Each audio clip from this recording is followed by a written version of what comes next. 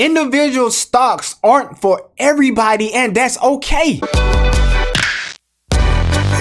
Here we go again. Welcome back to the channel, man. My name is David Hughes Jr., man. If you don't know who I am, I'm a guy who believes in finance, fitness, also getting your mind right, your body, and your money. So in today's video, man, we're going to be talking about 5 reasons why individual stocks aren't for everybody, man. My top 5 reasons why not to invest in individual stocks, man. So let's get into this video, man. This is a very, very interesting video. I think a lot of people want to know why or why not, to invest in individual stocks. So we're going to talk about those today. My number 5 reason, and you can put these in any order, but I'm just going to go down from 5, 4, 3, 2, 1, kind of in my own little order, but they can be arranged in any order you like. So number 5, man, you don't have enough time to research stocks. So with the way things are now, I would normally advocate people who don't want to do a lot of research and don't want to, have that burden of having to look at stocks very frequently, which you don't have to look at individual stocks frequently, but you have to look at them more often than you would an index fund or a mutual fund or something like that. You have to pay attention and know what is going on. You have to know if that individual stock is a good investment. You have to know the numbers on that stock. So if you're not a person who wants to look at all that stuff and you don't want to have to keep up with numbers, have to keep up with when should I sell, when should I buy in, when should I do all of this stuff, the best way for you to go about your investing journey is to just use a index fund. So that's what I would recommend personally. Now, another thing is, well, you can make the argument, why not just use a savings account? If you want to use a pump and dump method, just put money into a savings account. The way that savings accounts are made nowadays, this is a video for another day, but savings accounts are terrible. They're just terrible, especially if you do not plan on taking the money out at a particular time. Now, if this for like a vacation fund, maybe that you're going to use every single year or something like that you need it right then. But if you're planning on keeping money in any kind of account for a very, very long time, the market is the best way to do it. Inflation is about to go through the roof, and savings accounts just do not give you the return on the money to beat inflation. That's just how it is now. So that's my first or number 5 reason why you should not invest in individual funds. Number 4, you don't have a lot of money. Now, bear with me. You do not have to have a lot of money to invest into individual stocks. But at the same time, if you don't have that much money, you're going to be buying a lot of fractional shares of a lot of companies. To me, personally, the best way for you to do it, to diversify yourself and make everything that much better for you in the long term, while your money is not, as long, while you don't have a lot of money, go ahead and do an index fund. You have a lot more diversity for yourself. You can invest in a lot of funds without having all of the money. And on top of that, you can get a benefit, or you can have the benefit of the entire market instead of just one stock. Let's just say I had $100. I'm very, very low on funds. I decide to buy 2 shares of Coca-Cola. I have $100. I buy 2 shares of Coca-Cola. Now, Coca-Cola does not move a lot. Or you can say maybe I want to buy 2 or 3 shares of Roblox or something like that. In the meantime, the rest of the market is doing crazy numbers.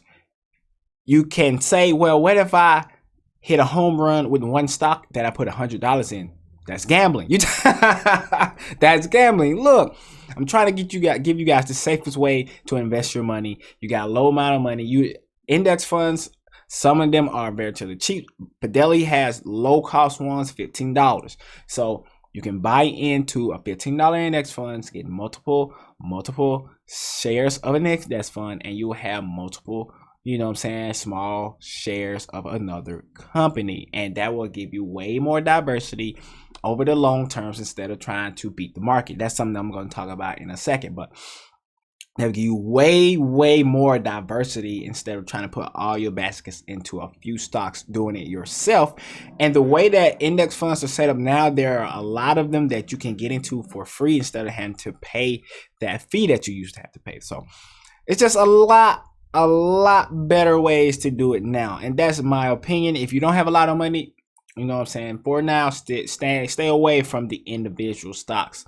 You know what I'm saying? And kind of do your index funds. It's a lot better that way. Number 3, I said it a little bit earlier, trying to beat the market. Now, many people try, but it's very, very hard to beat the market.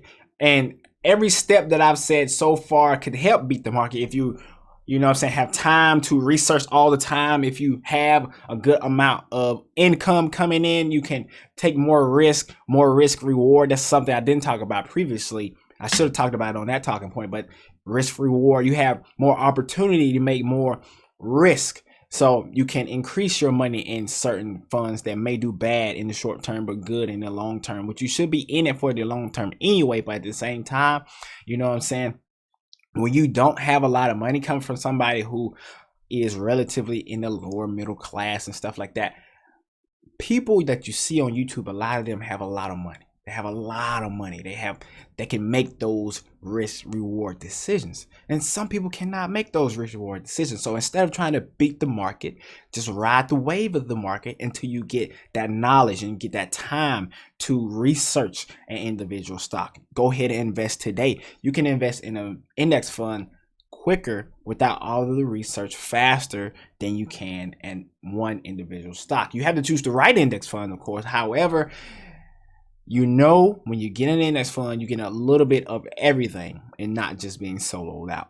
And that's what I'm trying to say. And then once you save up some money and you believe in a certain index fund, a certain stock, you believe in that one stock, go ahead and put your money in that stock. Once you get the money, instead of just trying to automatically beat the market. And that leads me to my next point.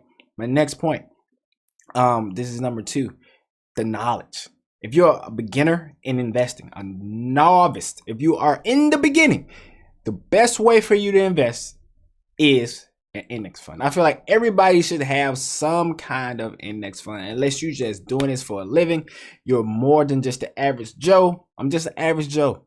So what I need to be doing is making average move. There's nothing wrong with being average. It's people always, I need to be best at this and this and this and this. Okay, I could be the best at my job. I'm fine with that. But you know, investing is something that I do on the side in order to make more money and hopefully retire sooner. So if I do it the right way, calculate my risk, calculate my reward, do my time and research when I can, because I don't have a lot of time, because I have my own occupations that I need to be focused on. But at the same time, I want to invest and beat inflation, and I want to ride the market going up. I don't want to be left behind. Okay.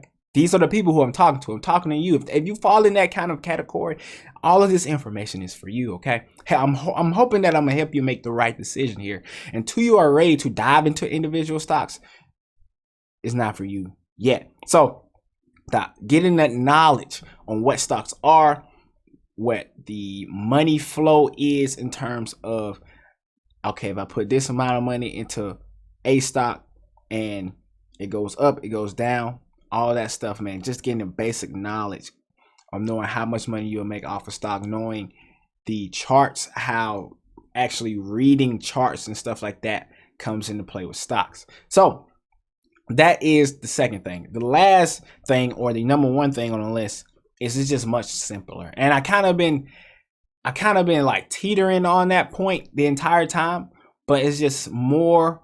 It's just a simpler way to invest. A lot of people treat index funds almost just like savings accounts. The pump and dump method works. It's better than not investing at all. That's why I said with index funds, you can just jump in right away. You know what I'm saying? Some people like to wait until certain index funds fall and they'll put some money in. But a lot of times what you can do, you can just ride the market up, invest a little bit every month. You know what I'm saying? Whether it's $100 a month, it's $200 a month, $5,000, whatever you want to do. And they just ride the wave of the market. And then, you know, that's just an average way of doing it instead of trying to beat the market, okay? That is my personal take on it. And it is going to be what I will be doing with about 75% of my income. I will be doing the pump and dump method. I'm not even sure they call it that anymore, but that's what I'm going to call it. I'll be investing a certain amount each and every month. And then individual stocks that I believe in, truly believe in, the Apples of the world. I truly believe in Sony, even though Sony's doing bad right now, but that's what I mean. That's why 75% of my investment is in index funds, because sometimes you pick a stock and it was going, Sony was doing very, very well, and then whoop, down. Bye, Sony, back at $90 a share. But I'm not selling out. I'm not selling out my Sony. I'm not selling out my Sony position. I'm probably gonna buy more here soon. Once I cover my index fund with my 75%, then I'll put the rest of it in some Sony, because I feel like it's gonna go back up to 100 soon. So I'm just saying, index fund investing can be very, very good for the average person. Okay, there's nothing wrong with being an index fund investor. You see all these great stories about people making all this money from individual stocks, picking the right stocks, picking this stock. At the end of the day, that's a great way to invest if you have the time, if you have the knowledge, if you have the effort, if you have the ability. It's great. There's no knock on people who do that. But what I'm saying is, for the average person, in my honest opinion, I believe that index fund investing is better for you. If you agree or disagree, let me know down below in the comment section, man. Let's run it up. I'll see you guys in the next video. Continue to have an amazing day.